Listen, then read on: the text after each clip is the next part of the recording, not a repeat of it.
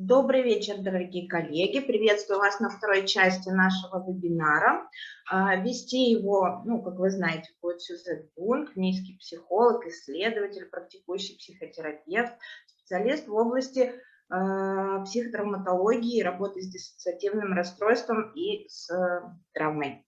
Напомню тем из вас, кто присоединился к нам сегодня, правила, что запрещено копировать материалы, да, запрещено использовать сторонние устройства, которые записывают материалы вебинара. У нас будет перерыв, он начнется по киевскому времени, по времени семинара в 19:30, и будет он длиться 10 минут, то есть в 19:40 мы закончим перерыв. И с Сюзетт мы договорились о том, что следующий вебинар по дифференциальной диагностике будет 30 ноября и 7 декабря. Также он будет состоять из двух блоков. Завтра сделаю анонс и рассылку, то есть кто захочет присоединиться, это будет здорово. Вот, все. Okay, just in short for you, Suzette. So Karina would like to welcome all the participants tonight, and she would like to remind that you are giving the seminar today to us. You are a clinical psychologist and psychotherapist and specialized in trauma and psychiatric disorders. And the rules of the seminars are that first of all, nobody can. So it's forbidden to make any recordings of the seminar or copy materials of the seminar. And also, the second rule is that or just a point that we are going to have a 10 minutes break. And also the next seminar, which you are going to provide, will be on the 30th of November, also on the 12th of December. So Karina will make so she will send messages to everybody after the seminar. Okay, thank you. Well, welcome for the second part of the first part of this seminar, actually. Спасибо большое. Ну, добро пожаловать на вторую часть первой части серии наших семинаров.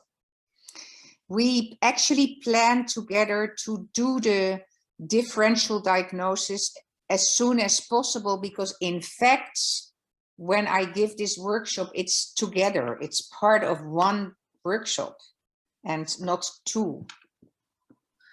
Ну и мы планируем, мы, в общем-то, собираемся для того, чтобы как можно быстрее больше узнать о дифференциальной диагностике, потому что это один семинар, нет два.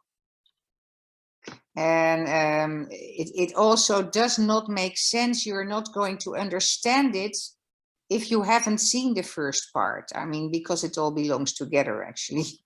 Ну и, безусловно, если вы не видели первую часть, то вторая не имеет смысла, потому что тогда они связаны друг с другом. Well, today I have a lot of video, so I want to start as soon as possible where we left last week, and I will share my screen. И я хотела бы начать уже сразу с того места, на котором мы остановились в прошлый раз. У нас в этот раз будет очень много видео. Last week we saw at the end the video of the lady who was talking about amnesia and who had this trance-like dissociative state. И в прошлый раз мы остановились с вами на видео, где была показана женщина, у которой была амнезия, и она впадала в такие трансоподобные состояния.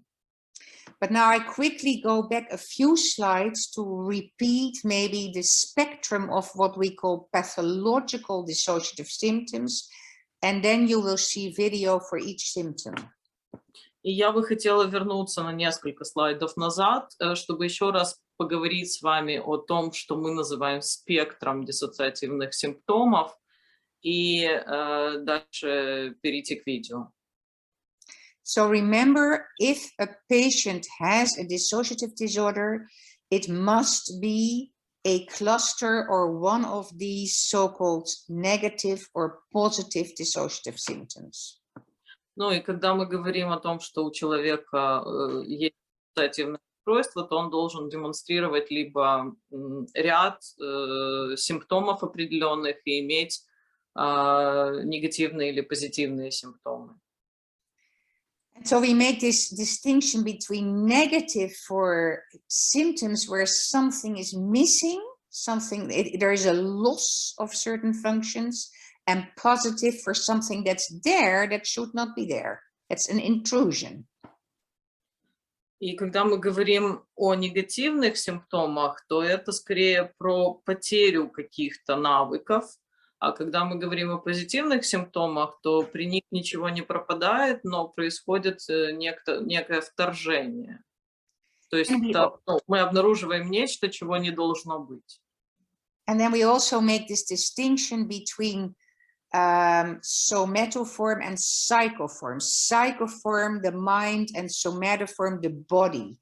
And dissociative symptoms can be more psychoform or somatoform. И также как мы различаем между негативными и позитивными симптомами, также мы проводим различия между психоформными и соматоформными симптомами. То есть психоформные относятся к сознанию, а соматоформные относятся к телу. So here we see the negative psychoform dissociative symptoms. То есть здесь, на этом слайде, мы видим с вами негативные психоформные диссоциативные симптомы. And I mentioned amnesia as one of the most important symptoms in the dissociative disorders. И я говорила уже о том, что амнезия является одним из самых важных симптомов в диссоциативных расстройствах.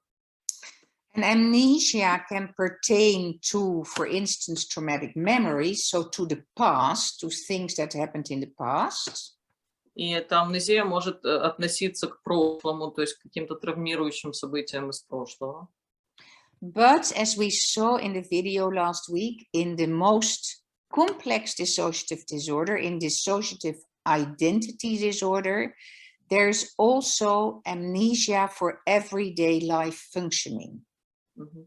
И как мы видели в видео с этой женщиной, если наблюдается комплексное диссоциативное расстройство или диссоциативное расстройство идентичности, то тогда амнезия может затрагивать и повседневные действия. And we saw that in this video, this lady who didn't remember she had been visiting her daughter, who couldn't remember she had done the shopping, right? Мы видели в видео, что эта женщина забыла о том, что она навещала свою дочь, или о том, что она сделала шопинг. And the explanation was that another part of herself had visited the daughter and had done the shopping. So there was a division of the personality. И объяснением тому было то, что у этой женщины наблюдалось как бы разделение ее личности, потому что какая-то ее часть посетила дочь и сделала шопинг. Now, I mentioned last week that mild forms of depersonalization are common in many psychiatric disorders and even in adolescents and in anybody. Я упоминала в прошлый раз о том, что такие относительно мягкие формы деперсонализации могут наблюдаться при разных психических расстройствах, у подростков в том числе. But here I refer to an extreme form of depersonalization, which we call out-of-body experience, and it involves a division between self and another part or other parts that are becoming observers of self. Но здесь мы говорим об экстремальной деперсонализации и о таком экстремальном опыте, когда пациент переживает ощущение вне тела, и происходит такое разделение на части, одна часть наблюдает за другой со стороны. Another extreme situation may be total loss of affect. One part keeps the affect, for instance, for a traumatizing event, and another part doesn't feel anything. Или, например, когда мы говорим об экстремальном таком проявлении, как тотальная потеря аффекта, то есть какая-то часть, одна из частей личности содержит в себе этот аффект. So there is a loss of contact with self. It is as if without any emotions, somebody talks as kind of a robot about him or herself. Ну, то есть, когда у человека, например, наблюдается полная потеря контакта с самим собой, потеря эмоций, когда человек разговаривает сам с собой как с роботом. Now, a major important question, what is actually a dissociative part? Because many people are confused about it. Ну и важным вопросом является, собственно, что же такое диссоциативная часть, потому что у многих людей этот вопрос вызывает путаницу. And how is a dissociative part different from an ego state or from a mode, the borderline modes as we talk about it? How can we distinguish that? Ну и как отличить эту диссоциативную часть от, например, эго-состояний или пограничного расстройства личности? And in fact, what we say here is that all dissociative parts are ego states. Но и то, о чем мы здесь говорим, это то, что все диссоциативные части являются эго-состояниями. But not all ego states are dissociative parts. Но не все эго-состояния являются диссоциативными частями. And what we say is that dissociative parts, and that is really what distinguishes them, have their own sense of self, of identity, of autobiographical memory, and they have personal experiences.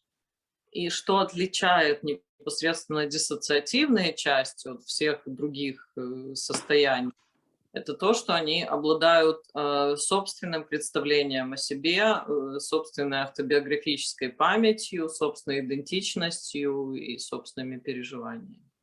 So, for instance, in a complex DID, one dissociative part may be a worker part, a part that has a function to work and has all the experiences and memories of workplaces. Например, при комплексном диссоциативном расстройстве идентичности одна часть может быть той частью, которая работает, и в ней сохраняются все, что связано с работой и рабочим местом. That part will know the colleagues and you know, everything about work, but maybe not about the children at home, for instance. То есть эта часть будет помнить все о работе, о коллегах на работе и все такое, но она, например, не будет знать о детях дома. Whereas another part, maybe the mother part, has all the experiences with the children, giving birth, etc., but may not know much about work and colleagues, may not even recognize a colleague in the street. А другая часть, например, будет осуществлять функцию матери, то есть она будет рожать детей, заботиться о них, но она не будет знать ничего о коллегах и может не узнать коллегу, если встретит его на улице. One child part may have all the memories of the nice mother, and another one doesn't know a nice mother and only has the memories of being hurt or abused or hit or whatever. И одна детская часть может хранить в себе воспоминания о хорошей матери, а вторая другая детская часть может вообще не знать этой хорошей матери, а будет хранить воспоминания о том, как над ней осуществляли насилие над этой детской частью. So what these dissociative parts have is what we call a distinctive first person perspective. I, me, mine. I am working somewhere. These are my colleagues. Yeah? Угу. То есть мы можем сказать, что эти диссоциативные части, они как бы имеют вот это вот характерное видение себя от первого лица. То есть каждая эта часть воспринимает как, ну, себя как я, мои коллеги. And it's interesting, if you would talk to a part like that, she would say, she is the mother of those children. I'm not a mom. Ну и, например, если вы будете с этой частью разговаривать, она может сказать вам, что это она мать этих детей, а я не мать. So there is a constant me, not me experience towards the different parts, as if there is a big dissociative barrier between all those parts. Ну, то есть как будто бы между этими диссоциативными частями существует постоянный барьер, и это постоянное переживание «я» и «не я» между ними. Now we know in ego states, we retain what we call a shared sense of belonging to the person as a whole. Ну и в эго-состояниях мы знаем, что мы имеем дело с, как бы с ощущением все-таки цельной личности. I am the same person. I mean, I may be a little different when I'm at work now giving you this seminar, but later tonight I'm going to cook and there's not a not me feeling, for instance. Да, ну то есть я, например, сейчас, да, читаю семинары, я там в каком-то определенном состоянии, но вечером я собираюсь готовить ужин, и, может быть, я буду в другом состоянии, но у меня нет переживания «я» не «я». Now, actually, for borderline modes, that is exactly the same. But they are belonging to the person as a whole. There are no dissociative barriers between the different states, so to say. Ну и для пограничного расстройства и для пограничного функционирования это также выглядит. Ну то есть нет вот этого барьера между диссоциативными частями. То есть все переживаемые состояния все равно относятся к одной личности. So even as a person sometimes feels young, sometimes feels very angry, sometimes these different states belong to the person as a whole, and they are not separated by amnesias or out-of-body experiences, etc. Ну, то есть человек может переживать разные состояния себя, но эти состояния, они все равно принадлежат одной личности, они не разделяют, не отделяют друг друга амнезией или переживаниями вне тела или какими-то такими вещами. Well, I think that everybody is tired now. Я думаю, все устали уже. And I also know, I will tell you one last kind of, maybe a joke, maybe comforting. Ну, я просто напоследок расскажу вам шутку, которая немного, успокаивающий эффект имеет. I think it was 1986 when I listened to the first workshop about dissociative disorders and DID. Я думаю, это было где-то в 1986 году, когда я была на первом семинаре по диссоциативным расстройствам и диссоциативному расстройству идентичности. And I decided this was too far from my bed. I thought I would never ever see such patients. И я думала, что это меня никогда не коснется, что у меня никогда не будет таких пациентов. However, after this first workshop, I started to recognize them gradually because I understood the symptoms better. And I think that's what's going to happen to you as well. Oh my God. И я именно после этого семинара я стала чаще таких пациентов, постепенно все больше и больше таких пациентов встречать, и я думаю, это было связано с тем, что я лучше стала различать их симптомы. Я думаю, что с вами произойдет то же самое. So I hope to see many of you back by the end of November, beginning December. And thank you very much for your attention, and especially Julia for your translation. Thank you so much. И я надеюсь увидеть вас на следующих семинарах в ноябре и декабре. Спасибо большое за то, что присоединились. Спасибо всем и мне за перевод. Всем спасибо, коллеги. Спасибо большое. Well, okay, bye. Hope to see you Okay, all bye. again. Спасибо, Сюзетт. Thank you so much. Thank you so much. Bye.